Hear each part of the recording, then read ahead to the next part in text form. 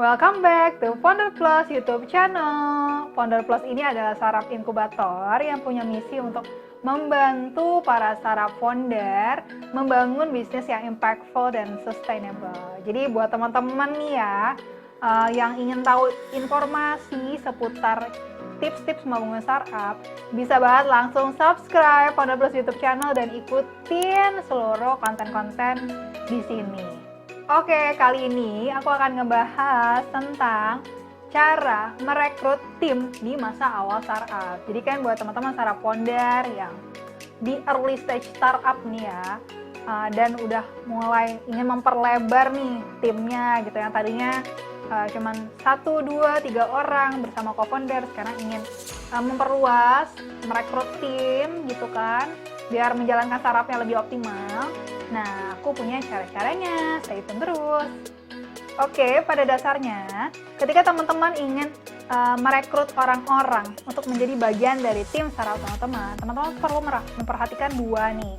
Yang pertama adalah passion mereka, individu yang teman-teman ingin jadikan tim, kemudian juga knowledge set dan juga skill setnya mereka juga.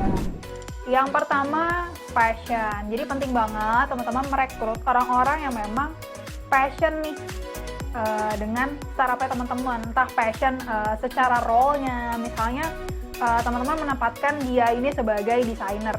Nah, dia harus passion nih di bidang desain gitu. Jadi dia mencintai apa yang dia kerjakan. Terus yang kedua, ya kalau bisa juga passion juga nih dengan bidang yang startup teman-teman jalanin. Misalnya kalau teman-teman nih lagi membangun startup kesehatan, ya kalau bisa sih merekrut tim orang-orang yang memang mencintai bidang kesehatan, yang concern lah ya terhadap kesehatan gitu.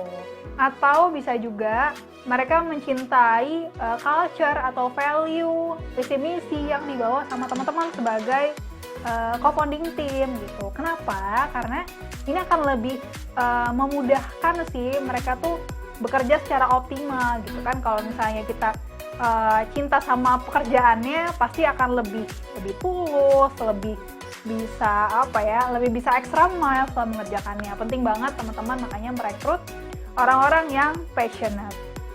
Kedua yang teman-teman perlu perhatikan adalah knowledge set atau skill set dari si orang-orang yang teman-teman ingin rekrut gitu ya. Misalnya nih ya, kalau dia potensinya adalah orang yang dia senang ketemu orang misalnya, terus dia senang bisa kayak basa-basi, bisa ngomong, terus bisa untuk bersosialisasi gitu.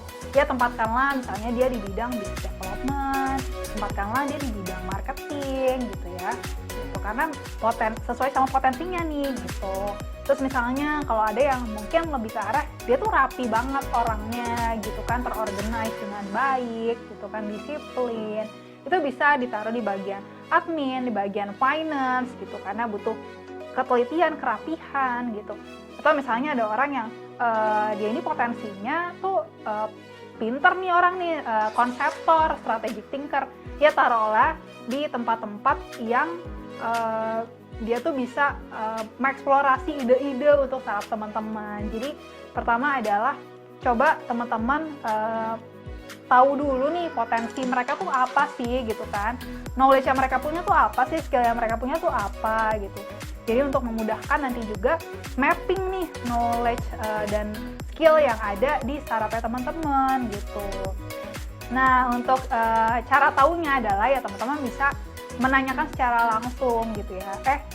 Kamu sukanya apa sih, tertariknya di mana gitu. Terus kira-kira ngerasa pede atau bisa ya punya kelebihan, kira-kira potensinya di mana. Karena ya kan mereka yang tahu tentang diri mereka sendiri ya. Atau teman-teman juga ketika merekrut bisa melakukan misalnya tes ya, personality test lah, atau kayak tes bakat gitu. Jadi bisa kelihatan nih sebenarnya kecenderungannya kemana sih gitu. Jadi lebih bisa memudahkan lah gitu. Selain itu di masa awal startup kan kita belum mampu lah ya merekrut banyak talent terus kita taruh di masing-masing role untuk startup kita gitu kan, karena ya early stage startup gitu kan terbatas secara pendanaan, kemudian juga ya kita juga tetap mestilin ya gitu ya, menjalankan startup. Jadi jangan boros udah ngerekrut talent nih, tapi sebenarnya kita tuh secara aktivitas belum yang banyak-banyak banget gitu ya. Jadi nggak butuh yang sebenarnya talent yang banyak juga gitu kan, sayang banget udah direkrut ada talentnya tapi akhirnya tidak termanfaatkan dengan baik gitu, tidak menjalankan lean startup gitu kan. Makanya sebenarnya teman-teman tuh bisa nih memaksimalkan orang-orang yang ada di dalam timnya teman-teman. Misalnya nih teman-teman punya 5 orang gitu ya, 5 orang, terus ya coba teman-teman gali nih dari 5 ini potensi mereka masing-masing. Jadi expertise mereka tuh di mana sih? Misalnya ada yang memang di marketing, ada yang di konseptornya, ada yang misalnya di finance-nya gitu, ada yang di bidang HR-nya misalnya. Nah itu coba deh, maksudnya coba gali expertise mereka tuh apa, tapi maksimalin juga sebenarnya selain apa yang udah mereka bisa gitu ya, potensi mereka, apalagi sih hal-hal yang sebenarnya mereka tuh bisa juga loh gitu. Contoh misalnya nih, ini juga terjadi sebenarnya di Founder Plus kan, kami juga ada startup-startup yang kami bina gitu kan. Jadi justru memang nggak banyak juga timnya gitu. Paling banyak tuh sekitar 5 orang, terus ya memang dimaksimalin. Misalnya ada yang pegang sosial media nih, tapi dia juga kayak bisa nulis, bisa ngedesain juga gitu, konsepnya juga bisa gitu. Jadi ya all in lah, semuanya dikerjain gitu. Ada juga misalnya yang dia finance gitu basicnya, tapi akhirnya dimaksimalin nih, bisa nggak megang HR juga, megang misalnya GR juga, misalnya kayak gitu. Nah itu bisa dilakukan kalau teman-teman emang ingin ya merampingkan lah ya, kita jadi nggak kita bisa maksimalin lah ya, bisa maksimalin talent-talent yang ada. Jadi ada sebuah konsep yang namanya T-shape. Nah ini bisa digunakan nih untuk memaksimalkan talent gitu ya.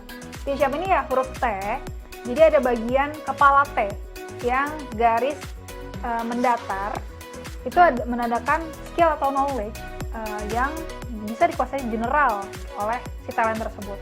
Kemudian huruf T yang di bagian bawah yang tegak itu menandakan skill atau knowledge yang bisa dikuasai spesial gitu oleh si talent tersebut. Jadi misalnya nih satu individu ini, satu talent, dia bisa spesialis ya di bagian finance. Oke, berarti T bagian bawah itu dia menguasai yang namanya finance, tapi dia juga bisa generalnya menguasai apa nih? Oke, bisa ngerjain kerjaan admin juga, bisa ngerjain kerjaan misalnya HR juga gitu. Jadi akhirnya satu talent dalam tim teman-teman itu bisa termaksimalkan dengan baik ya, karena kan balik lagi gitu kan, di sini early stage startup gitu. Jadi kita butuh merampingkan lah ya gitu, menjalankan startup secara lean, jadi bisa banget memaksimalkan orang-orang di dalam tim teman-teman. Nah itu tadi adalah hal-hal yang perlu diperhatikan ketika teman-teman merekrut orang-orang untuk menjadi bagian dari startup teman-teman. Nah sekarang ya, gimana sih caranya si talent-talent ini tuh tertarik untuk join ke startup teman-teman? Karena kan gini ya, dalam dunia profesional itu udah biasa banget lah, para perusahaan tuh saling berkompetisi gitu ya satu sama lain untuk mendapatkan talent yang berkualitas gitu ya. Iya dong, karena kan ya tadi ya, talent itu adalah kunci bisnis gitu, itu bisa sukses gitu kan. Nah biasanya nih early stage startup tuh ya agak kalah lah gitu dengan perusahaan-perusahaan yang udah mature ya, karena kan perusahaan udah mature kan bisa ngasih kompensasi yang lebih menarik dong untuk mereka gitu kan, secara misalnya insentif gitu ya, atau misalnya culture kerja yang sudah settle gitu dan lain sebagainya. Sedangkan kan startup ya belum pasti, terus juga ya belum bisa memberikan kompensasi yang lebih lah pokoknya gitu kan kepada mereka. Nah terus gimana sih caranya biar mereka tuh tetap bisa tertarik nih join startup kita? Jadi bisa nih ya dengan cara sebenarnya teman-teman tuh membangun kepercayaan sama mereka dan juga memberikan tantangan gitu. Nah itu seperti apa sih? Jadi kan gini, pasti kan kalau ketika kita membangun startup di masa awal, orang-orang kan nggak banyak ya gitu kan, ya mungkin 5 ya 10 orang gitu kan, itu kan akan lebih apa ya, lebih intim lah ya, lebih dekat gitu satu sama lain. Makanya ya teman-teman tuh bisa memberikan kepercayaan pada mereka, jadi bisa diberikan tantangan kalau mereka tuh nggak cuma sekedar kerja-kerja gitu doang gitu kan, tapi bisa memberikan misalnya ide-ide ya, usulan-usulan gitu kan, saran-saran yang itu tuh levelnya bukan hanya di level secara teknis pekerjaan, tapi udah di core of bisnisnya gitu. Jadi percayainlah mereka untuk bisa masuk ke situ nih ya tentunya dengan batasan ya gitu ya, dan berikan mereka tantangan. Misalnya walaupun baru ada misalnya satu desainer, tapi kasih aja mereka kayak kamu adalah head of design di sini loh gitu. Jadi mereka merasa bangga lah dengan titel yang mereka punya, dan akan lebih gue punya tanggung jawab lebih nih di sini, gue tuh head of design-nya. Nanti waktu teman-teman akan hire desainer lagi gitu ya untuk memaksimalkan kerjaan, itu ya coba percayakanlah dia jadi head of design-nya gitu. Selain itu, teman-teman tuh bisa banget juga membangun culture kekeluargaan nih di startup ya teman-teman gitu ya. Jadi jangan kaku-kaku banget lah gitu antara misalnya bos dan karyawan gitu kan, kayak ada gap gitu, nggak enakan ngomong gitu. Kan emang masih yang intim lah ya gitu kan, masih sedikit orangnya.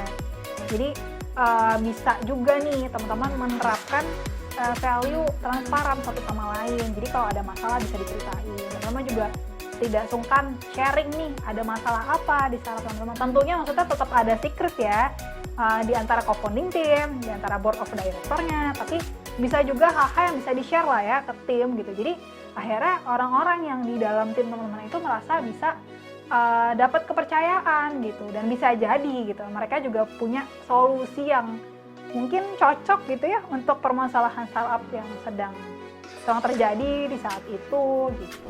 Nah itu tadi adalah cara merekrut tim di masa awal startup. Ya semoga ini berguna lah ya untuk teman-teman startup founder yang baru-baru banget nih gitu kan merintis startup gitu.